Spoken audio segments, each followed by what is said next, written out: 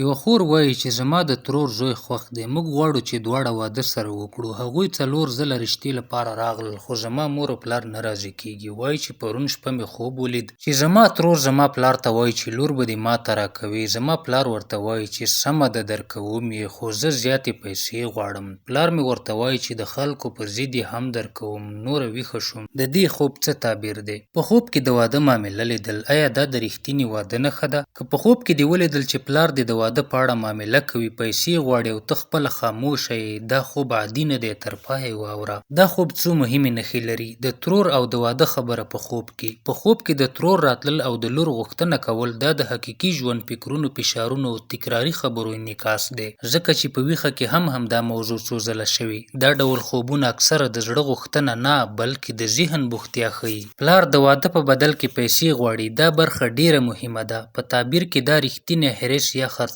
نه دي بلکې نښه د دې د والدینو شرطونه، ټولنیز فشار، د عزت او د خلکو د رواجونو ویره.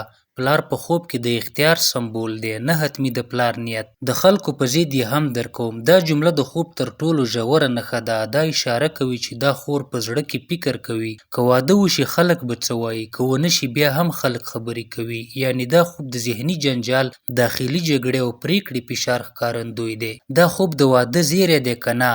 واضح تعبیر. دا خوب د ژور واده حتمي نښه نه ده. دا خوب وایي دا موضوع لا هم خنډونه لري، پریکړه لا پخه نه ده، صبر، دعا او حکمت ته اړتیا ده.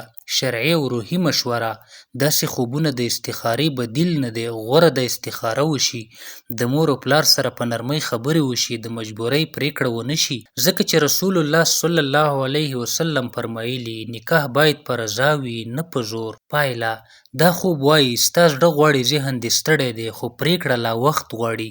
که خیر پکې وي الله به یې لارې اسانه کړي، که خیر پکې نه وي زړه به دې ورو ورو آرام شي. الله پاک دې ستاسو مشکل حل کړي.